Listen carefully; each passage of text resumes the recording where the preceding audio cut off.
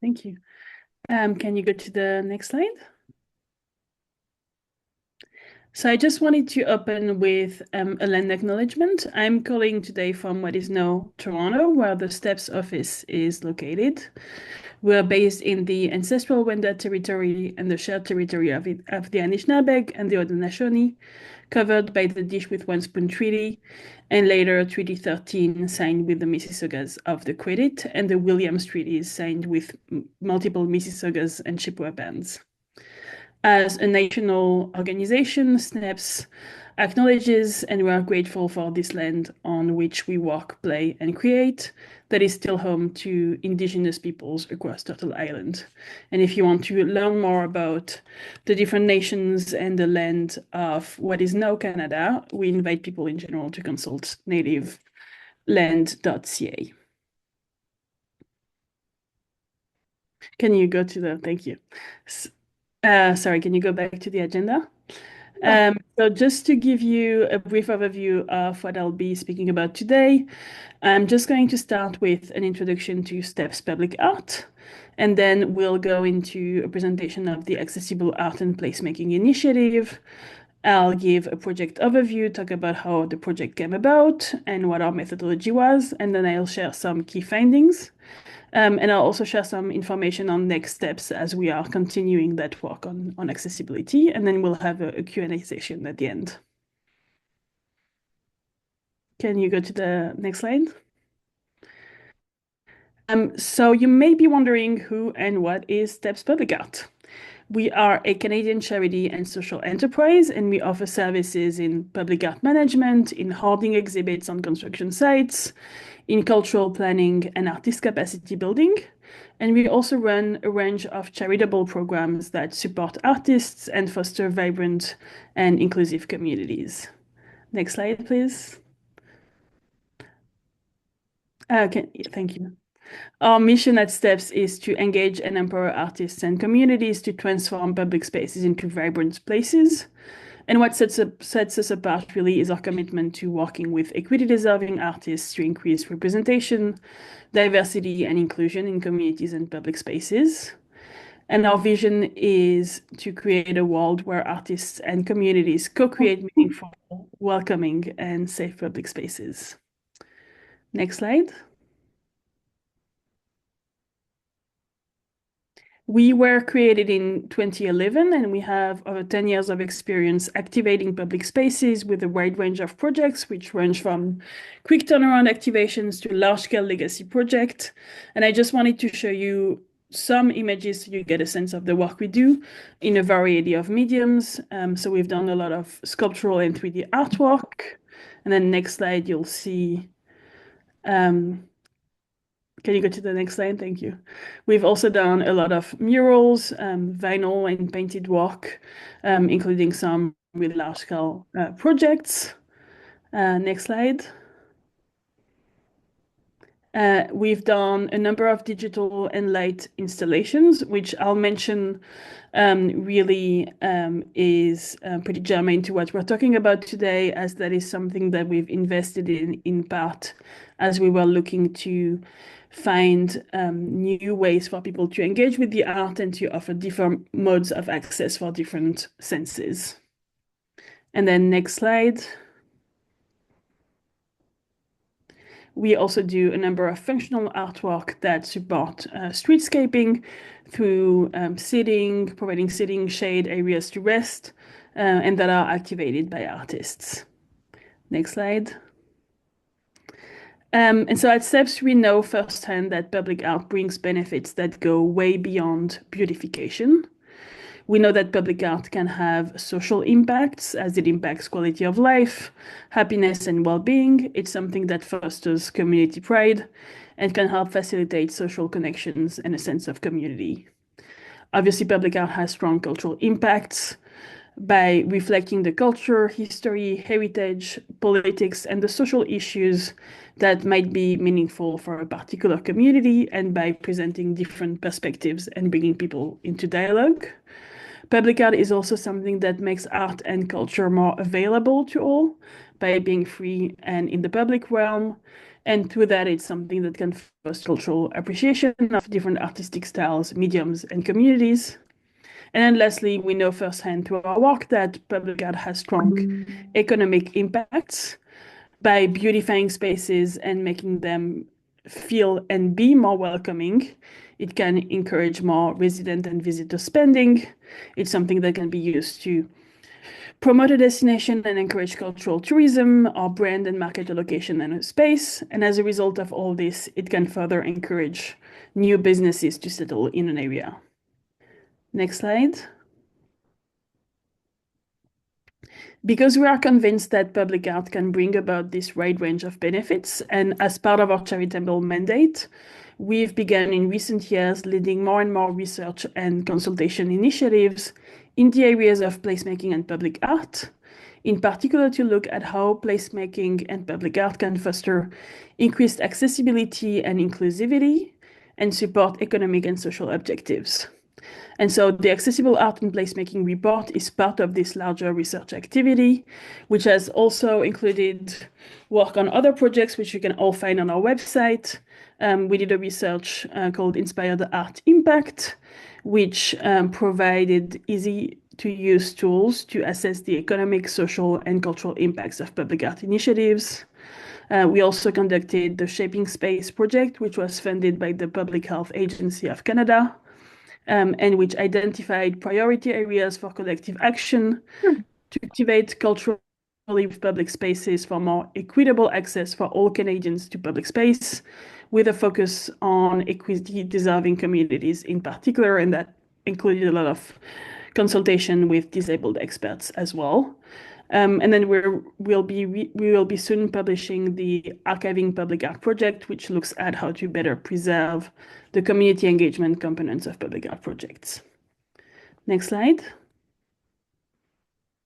So then I will talk more in detail about the Accessible Art and Placemaking Initiative. First, how did this project come about? We decided to embark on this work as a result of our commitment to making spaces more inclusive, as well as a result of a number of discoveries we made in our work. First, as I noted, we deeply value the fact that public art increases access to creative expression and to creation by offering art that is experienced at no cost in our shared public areas. But despite this, and despite the fact that we often talk about public art as being really accessible, we were conscious of the reality, which is that, in fact, very few public art pieces are created with accessibility needs in mind, with public art continuing to be a predominantly visual-based art form. We also know that most of the resources on art and accessibility focus on especially performing arts and museum experiences. And so public art stakeholders often lack the knowledge or resources to support accessible placemaking. This is especially a problem as more than 1 in 4 adults in the United States have some type of disability, and the same statistics roughly apply to Canada. And not only that, but disability is something that we now can touch each of our lives, be it through illness, aging, or unforeseen circumstances. And so this means that a large portion of the population is not sufficiently taken into consideration in public art and in creative placemaking projects. And that means that public art, which is something that really celebrates the community it is based in, is not equally shared across all walks of life. And then in addition, we were also convinced that beyond removing barriers, public art could go further and positively influence the discourse around disability.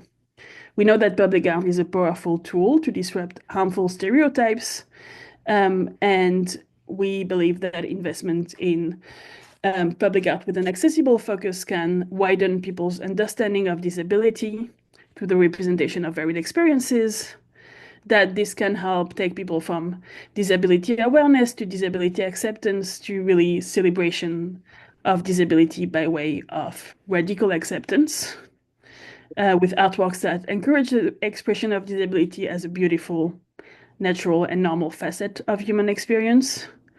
And lastly, bringing this dialogue into public space is also something that can symbolically present the disabled experience as a perspective worth knowing and learning from, amplifying these voices so that disabled community members know that they matter. Next slide. And so our approach to this project was guided by the idea that accessibility should not be treated as a mere checkbox, and rather it should be approached as an opportunity to broaden and enrich the scope of understanding between disabled and non-disabled communities. Next slide.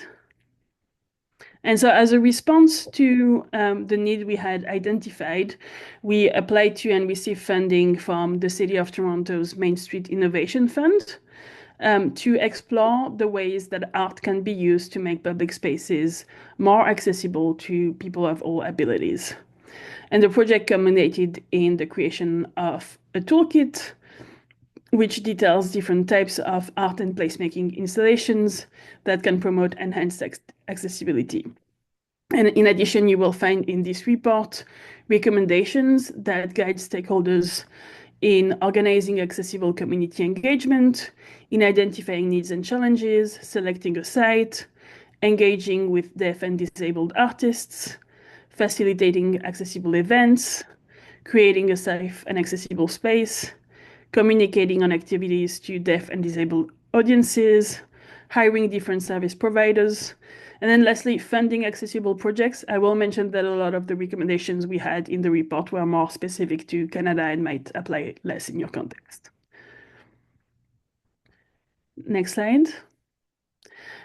So how did we conduct this initiative?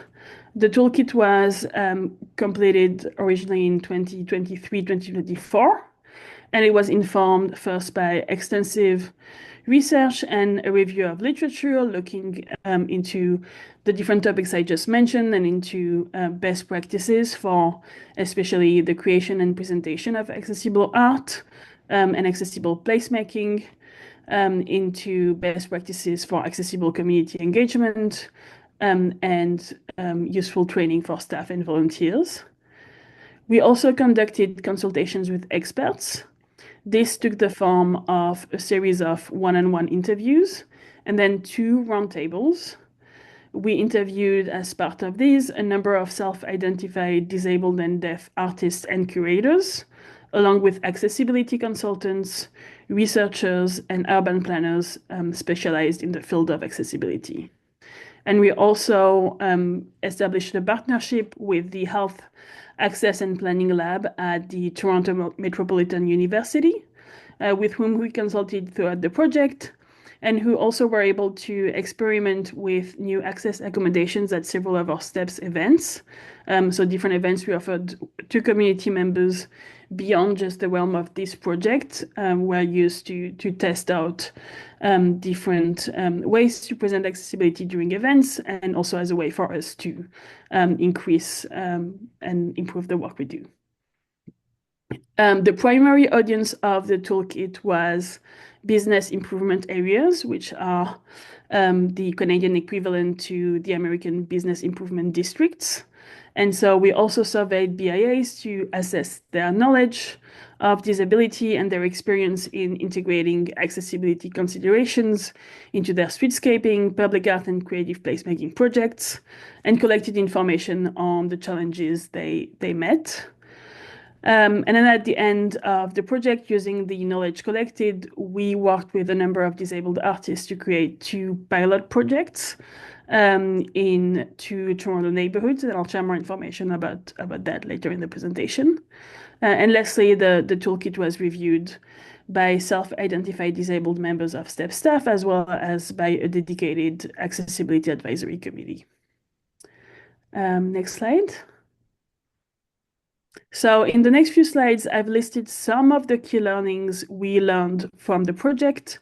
I'll note that obviously that this is not an exhaustive presentation and that the report is available on our website for download, and it's obviously freely available. Next slide.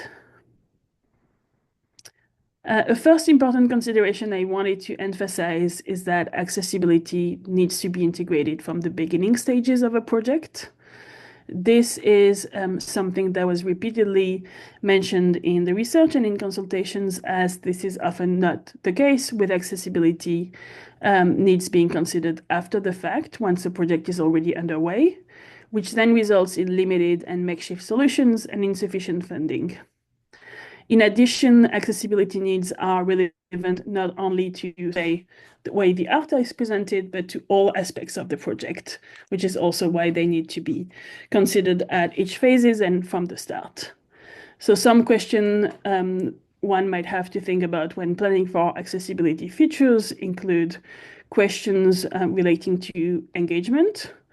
How are we including the voices of disabled community members at each stage of the project? And what can be done to ensure that these phases are fully represented in different phases, for example, among decision makers, through the community engagement process, or in the collaboration with artists? The next question is more about communication. How will people, and in particular disabled audiences, learn about the project? How can we communicate in a way that is accessible and ensure that information about the project is available through appropriate channels to reach disabled audiences? Before people even experience the art, how will they get to the site of the public art and placemaking projects? What barriers might they face on their way to the site? And how can these be mitigated? And then how will the public art and placemaking project themselves be experienced? What senses will be used? What will people need to experience the public art and placemaking project in a way that is unencumbered? And lastly, you might think about what the characteristics of the space surrounding the public art and placemaking project are, and what these have as impacts. And that can also include thinking about the history and current social context of the site, to think about how this might impact the experience of the site. And this also involves considering the intersections of disability and other forms of marginalization. Next slide. So still, before going to talking about very specific tools, I wanted to emphasize a few principles in terms of how to approach these projects that were really repeatedly emphasized in our consultation. The first is an expression you probably are very familiar with, which is "nothing about us without us." That is a central slogan of the disability rights movement. And so engaging people with lived experience of disability and varied intersectional experiences is something that is really key to developing a meaningful project. I'll note as well that this is important to consider when planning for a project, as engaging the right people will require ensuring funds for their compensation, but also ensuring that timelines and processes are adapted to these individuals' access needs. Some of the questions that might guide this process include: are there people with experience of disability on the organization staff, board, or in the partners, or in the partner teams for the project? What lived experiences do decision makers have? And are we consulting with individuals with experience of disability? How will these be compensated? Will the artists or other contractors be disabled? I'll note as well that when engaging experts, it's important to note that no single person living with disabilities can speak for the full, rich, and varied disability community. So having in mind the focus of the project and really seeking to incorporate different perspectives is very valuable. This relates to the second point: no one-size-fits-all solution. Accessibility is not a monolith. And it's often tempting to just consider accessibility needs as checkboxes to check. But unfortunately, assumptions and generalizations lump members of the disabled community together, but help very few. Some examples of this are that people with the same quote-unquote disability, in fact, have different access needs. For instance, some deaf people will need access to ASL interpretation, while others won't be fluent in ASL and might need captioning or adequate lighting and placement to be able to lip read. And in addition, something that was repeatedly noted was that organizers often focus on physical disabilities with invisible disabilities not being accounted for. And so how can we respond in view of this wide variety of access needs? Well, first, it's important, again, to consult the community on their needs, to offer channels for people to communicate their needs and to be flexible and ready to adapt, and to be proactive and curious, avoiding assuming what people need and seeking to really identify gaps and to communicate on gaps. It's also important to note that perfect accessibility might not be possible. You might have limited funds, but also accessibility cannot be fully realized without friction or conflict given the variety of access needs. But so rather than be daunted by that fact, it's important to consult with people on how to best meet their access needs and learn to progressively fail better as you organize various events and initiatives. I will also note that for organizations that are starting to do work in the accessibility field, building trust can take a long time. And so it's important to think of relationship building as a long-term process. And then lastly, I just wanted to share a few notes on the medical and social models of disability. I assume that's something you might be familiar with, but I thought it was worth reiterating as it's something that was really repeatedly mentioned and important to the people we consulted with. So the recommendation from people active in the field of accessibility is to move from the medical model, which frames individuals as limited by their disabilities and suggests that the problem is with the access needs which should be fixed or changed through medical treatment, focusing on what is wrong with the individual, and moving from this to the social model, which really looks at the social nature of disability that is created by access barriers in the environment. And so, which encourages people to identify causes of exclusion and find constructive changes to remove barriers and increase access. Next slide, please. And so in view of this importance of the consultation part of the work, I just wanted to share a few notes on how to improve on community engagement to try to be more inclusive to disabled voices.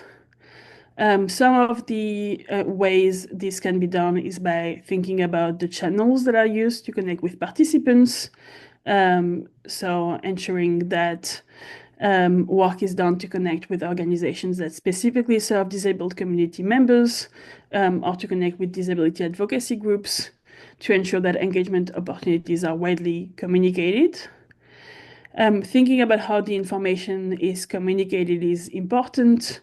So thinking about how to present information in ways that might be accessible through various senses by having not only visual communication, but audio options as well, or for in-person events, tactile presentations as well, if possible.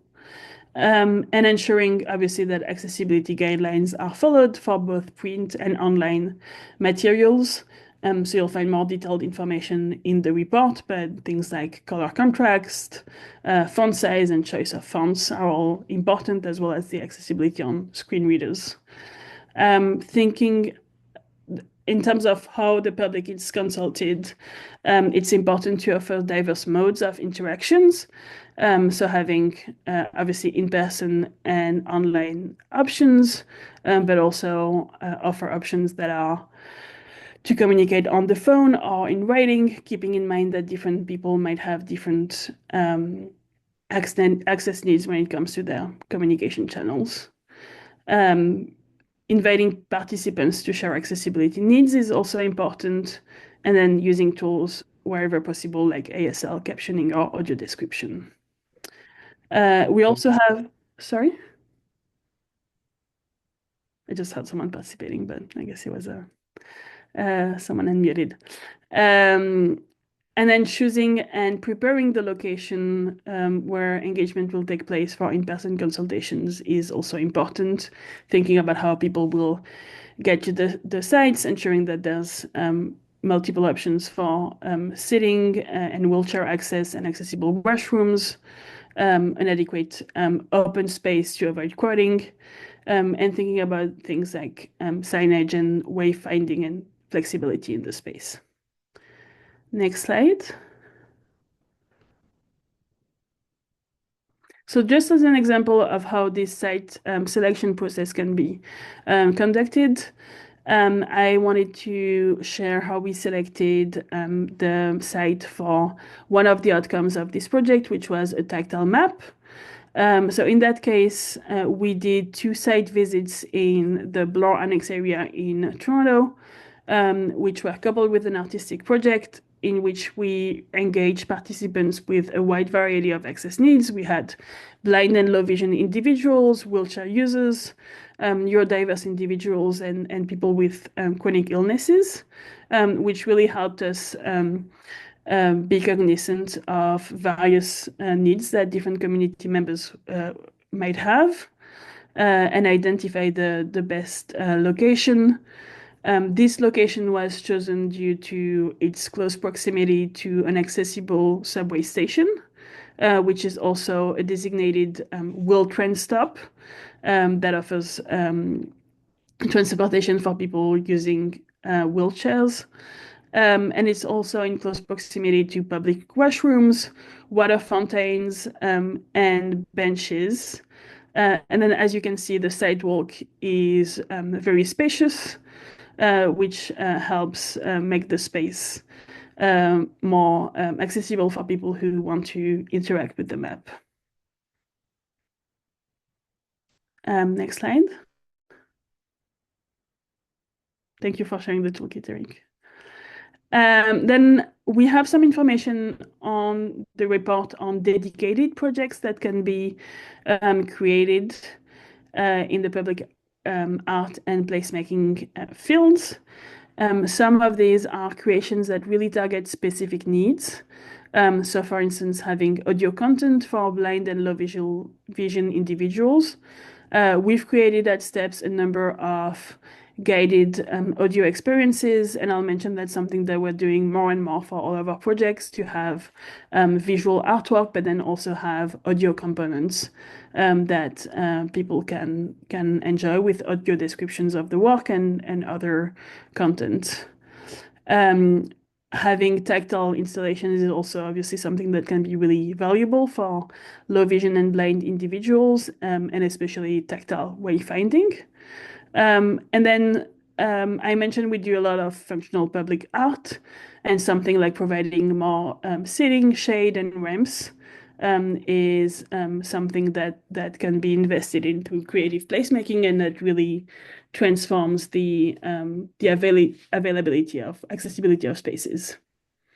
And we also included in the report different case studies for multisensory activation, so projects that are designed to be things that people with different modes of access can enjoy.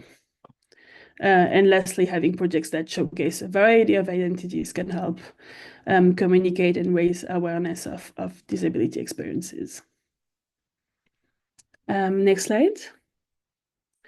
And then we've included different informations on the report on how existing public art projects can be made more accessible. So this includes items like marketing, from a marketing and communications perspective, for which it's important to use clear statements and plain language, organizing and presenting the information so that the audience can easily find what they need.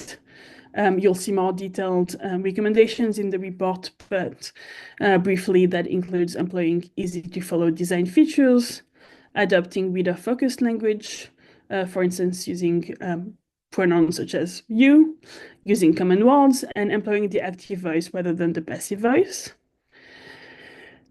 There's important information to include as well. One thing that is very valuable is creating access guides So there is fact sheets or brochures that detail the available accessibility features of the project, and you'll find in the report specific information on how to create those. And then including multiple ways to contact the organizer, recognizing that different modes of communication will be accessible to different people, and including information on how to communicate accessibility requests or provide feedback on where the accessibility was insufficient. And also, it's important to communicate accessibility clearly and repeatedly on any outgoing communications material. So, for instance, on different social media posts. For individuals with seeing disabilities, it's important to use easy-to-read fonts, to make sure that materials are adapted to screen readers, to use alt text, very valuable, obviously, for in-person events to offer large print versions of the content, or where possible, braille and tactile elements, and audio description. And then for hearing disabilities, ASL and are all valuable.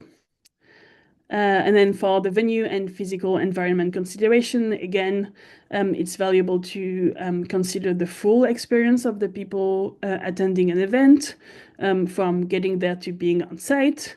And so some things to take into consideration are considering the transportation and parking options, considering the different amenities present in the space, and taking into consideration different body types and access needs, as well as thinking of what especially neurodiverse individuals might need. So offering sensory-friendly times, scent-free options, or reduced noise spaces.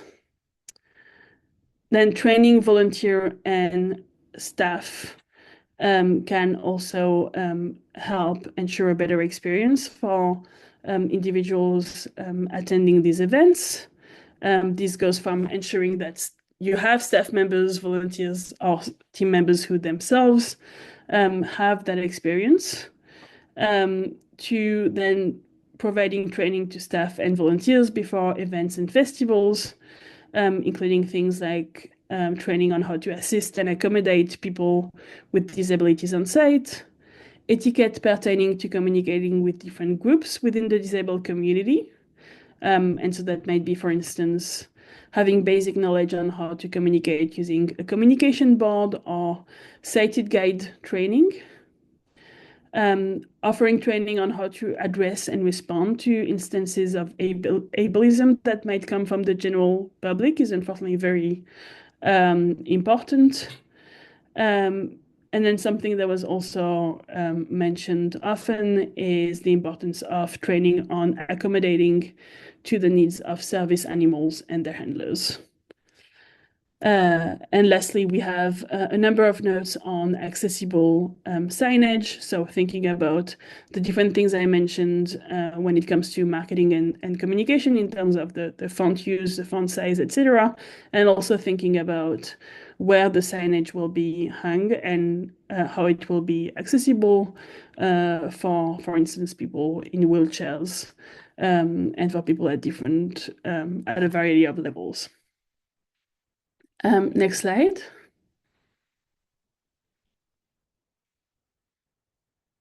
So I just wanted to go over an example of how this can all be implemented.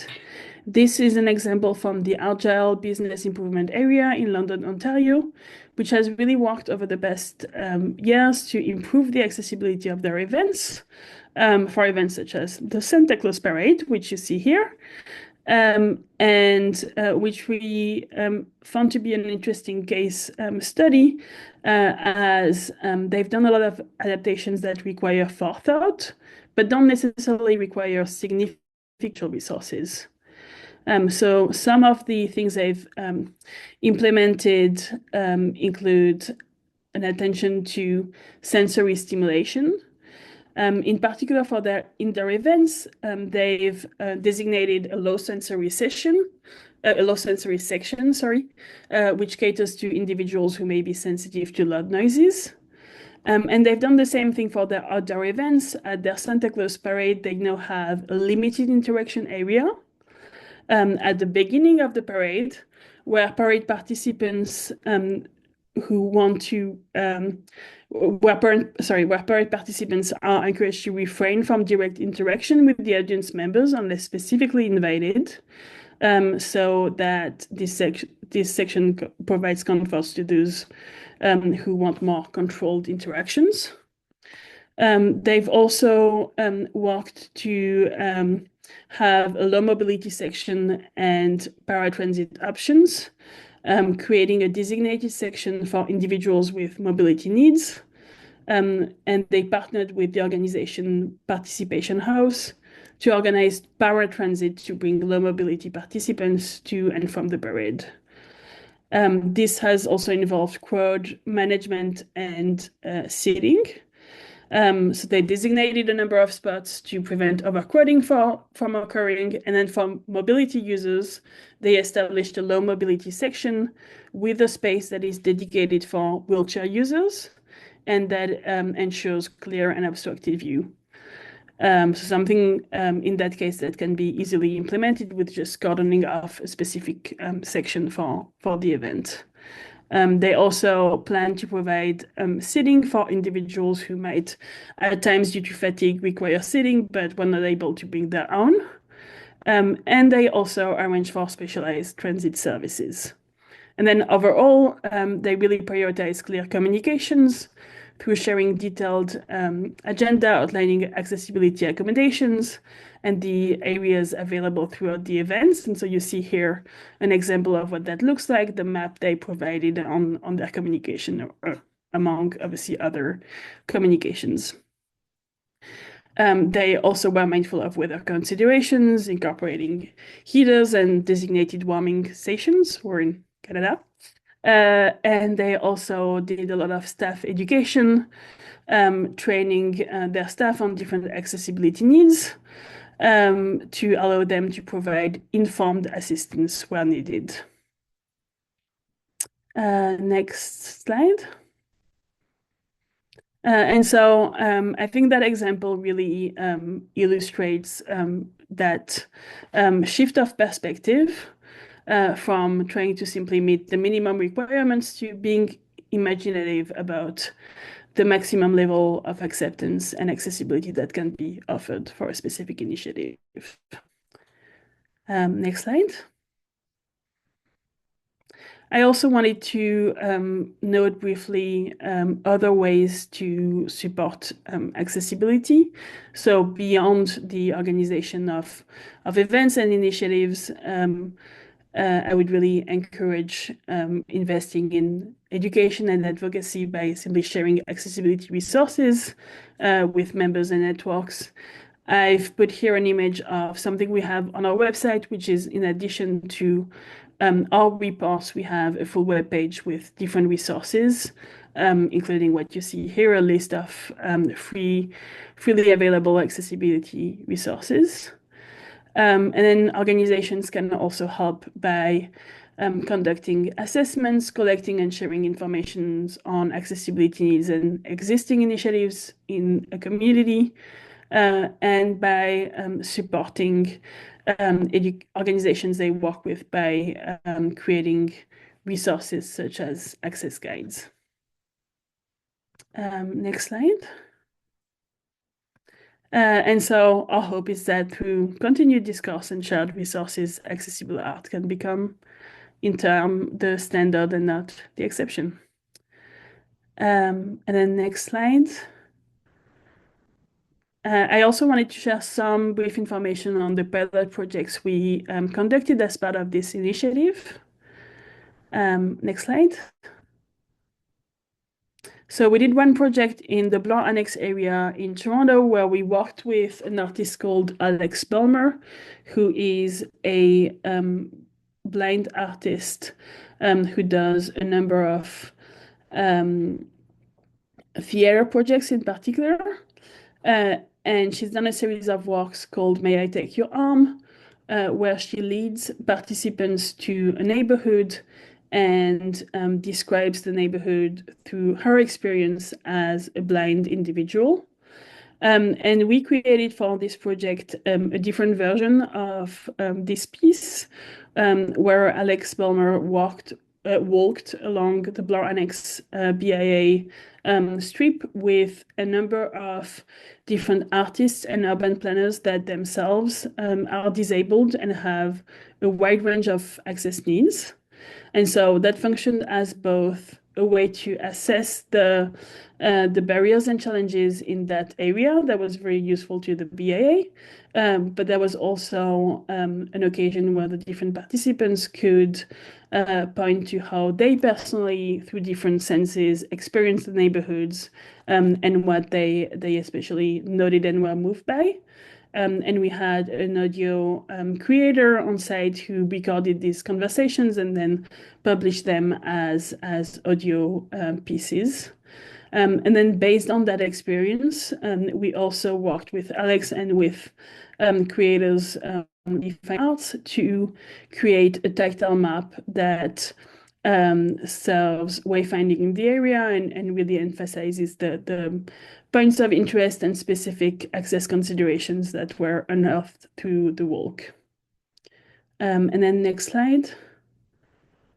We did another project in the Cabbagetown BIA area where we worked with Stopgap, which is an organization that provides these mobile ramps to businesses.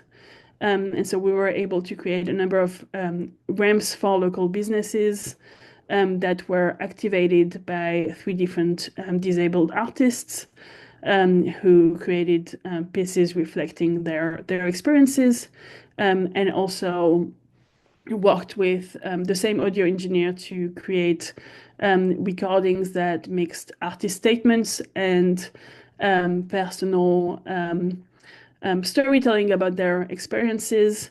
And these were accessible through QR codes close to the ramps as a way to really invite community members to learn about different perspectives from different disability members. Next slide. And then just briefly on next steps, if you go to the next slide, Eric, one thing that we're especially focused on right now is continued improvement on tactile creations. This is something that obviously you've all seen, I'm sure, tactile signage, but research has shown that the signage that exists is often really insufficiently accessible. And so we're currently working on investigating improvements to better create affordable tactile formats that can better help communicate on public art projects. And that's the end of the presentation, so we can go to the discussion. Thank you for your attention.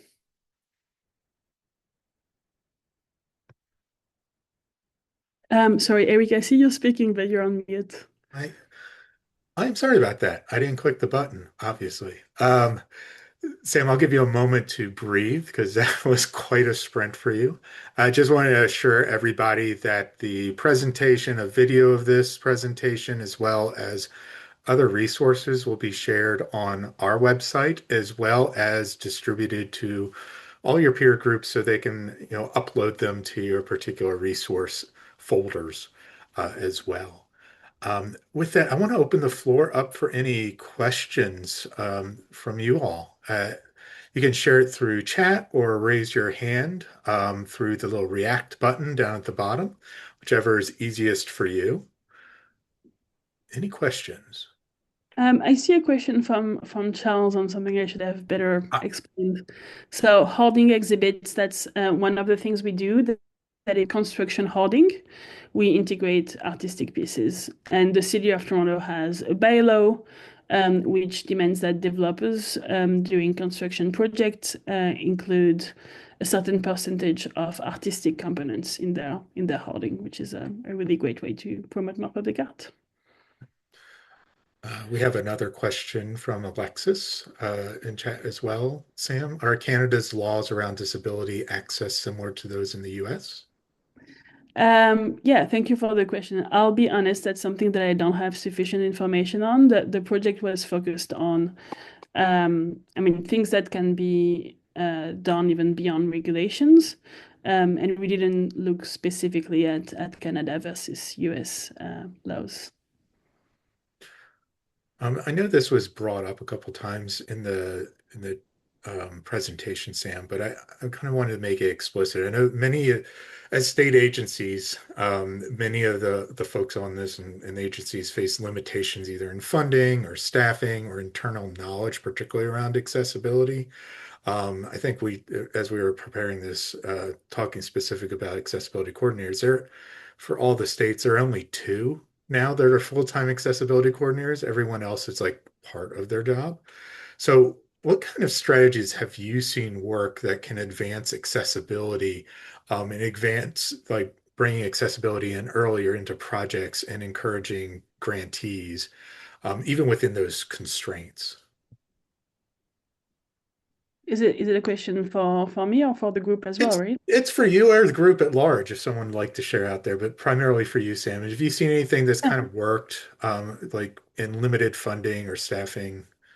Yeah, I think, I mean, I mentioned the Agile BIA case study because I think that was one that really had, I mean, it had multiple components and some pretty intense dedicated work, but some of what they did was things that are easy to implement.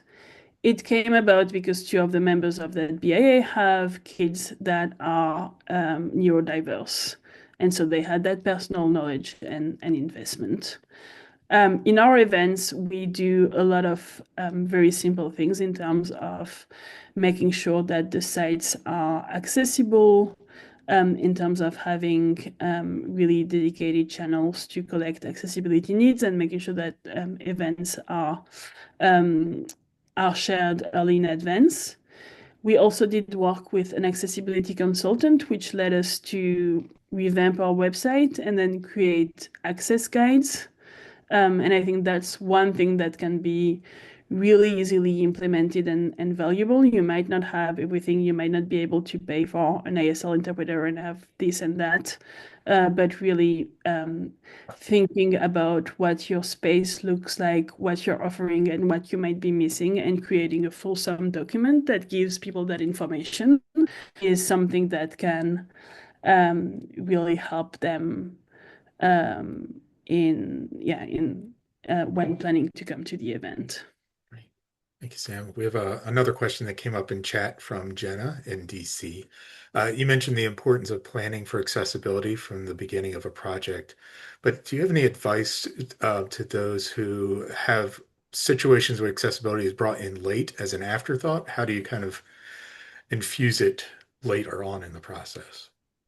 I mean, again, I would recommend ideally not doing that. But I think that the same recommendations on consultation apply. Um, And beyond the checking with people, like something really simple that I wish more people did, just to give an example of something very, very simple, is at the start of an event, asking people for their access needs. I think of that because I have a friend who's hard of hearing, and we've been at multiple events where people chose to dim the lights and then she couldn't lip read. And so simply being open on the fact that you're willing to learn and starting that conversation can be valuable. Then the other thing I'll mention is we've been implementing additional accessibility, I guess, as an afterthought for a number of our projects by creating additional content that provides opportunities to engage with the work for people with different modes of access. Specifically, historically, we've mostly done visual arts, and now we're coming back to adding more audio pieces so people can access the creations through audio content.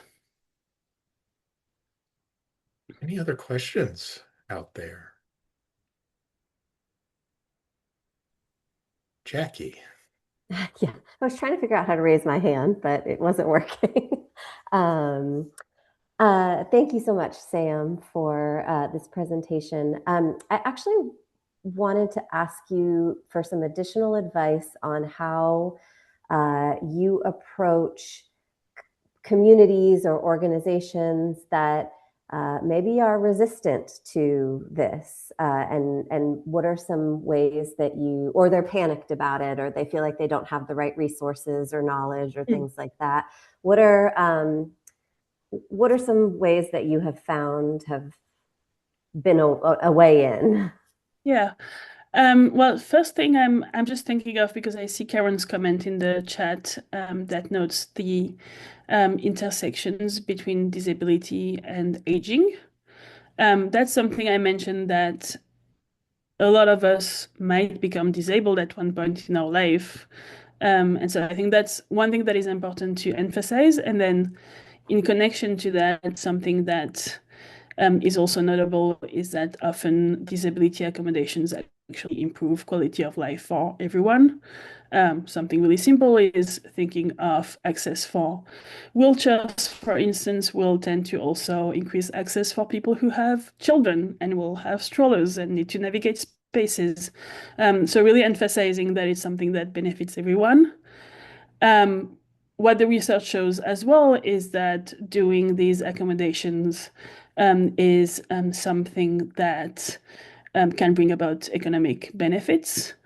The fact that so many of our spaces are not accessible means that the a large number of disabled community members are not able to access businesses and participate in those spaces.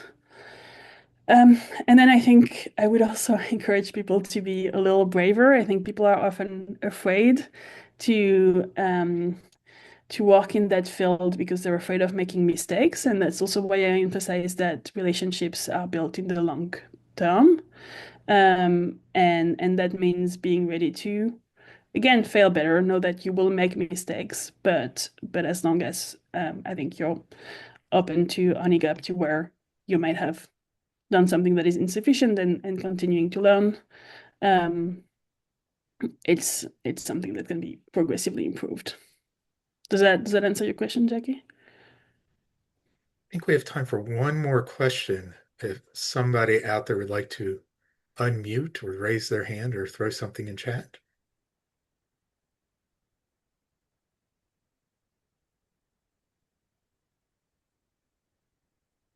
All right. If not, then I have an assignment for you all. One of the reasons we wanted to do this cross peer group was to kind of engender more interaction, particularly around accessibility and community work moving forward. So I have two assignments of reflection for you.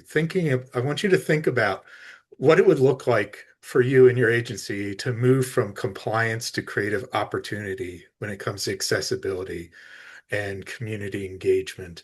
And then once you've kind of thought about that, what's one concrete step you could take in, say, the next 6 to 12 months to make that happen? That's your homework assignment for me. Um, with that, I want to thank you again, Sam, so much for this presentation. Really appreciate your willingness and your endurance in presenting um, today for everybody. We really appreciate it. And thank you for all the good work you're doing as well. Thank you. Thank you so much for the invitation. We're glad we created the report to encourage more people to do their work. So we're really glad to have more opportunities to present. Great. And thank you, everybody. I'm looking forward to seeing you on future calls. And until then, let us all fail better moving forward. Thank you. Afternoon.